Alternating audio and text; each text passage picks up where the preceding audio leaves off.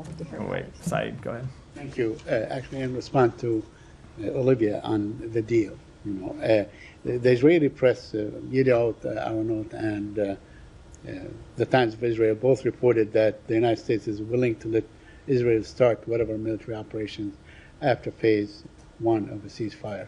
Can you confirm that? No, I can't. I don't know to what that's referring. Obviously, we've spoken to the framework of a deal a number of times, and the framework of the deal is that there is a 6-week ceasefire that would be agreed to once the deal is finalized. And before that 6-week ceasefire ends, we would enter into further negotiations to try to extend it and try to get into phase 2 of the agreement. And so what we have made clear we want to see happen is for that ceasefire to be extended and ultimately provide an end to the war, and beyond that, provide broader peace and stability. But of course, there is a negotiation process at the end of stage 1 that has always been clear. We've been, I think, quite open about that. Now, these reports claim that Prime Minister Netanyahu insists on having something in writing from you. He said that he can attack at will, basically. That this is a condition that he will not budge from. Do you have any comment on that? Again, I don't know what those reports are referring to, but Saeed, if you look at the very well described,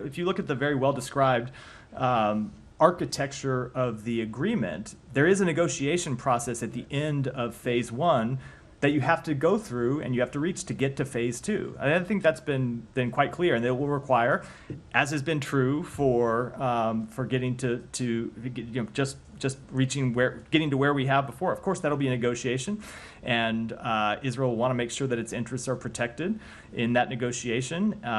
But we have been very clear that we want to see this ultimately lead to an end to the war. By all accounts, the negotiations right now are not moving or frozen or whatever, on hold.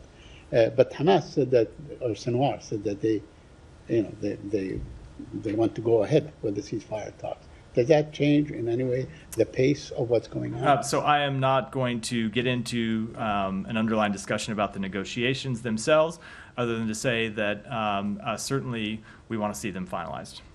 And finally, I wanted to ask you about the administration is being sued by Israeli settlers whom you have imposed sanctions on. How do you handle a situation like this?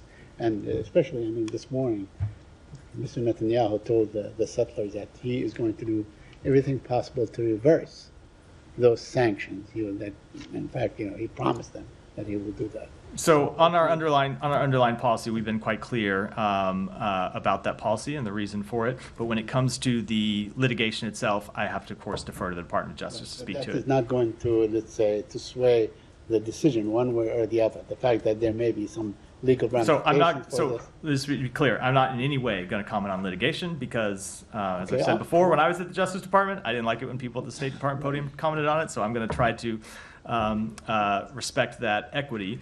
That said, we have been quite clear that we expect Israel to take actions to crack down on settler violence, and if they don't, we will. We have taken those steps, and we will continue to do so as appropriate.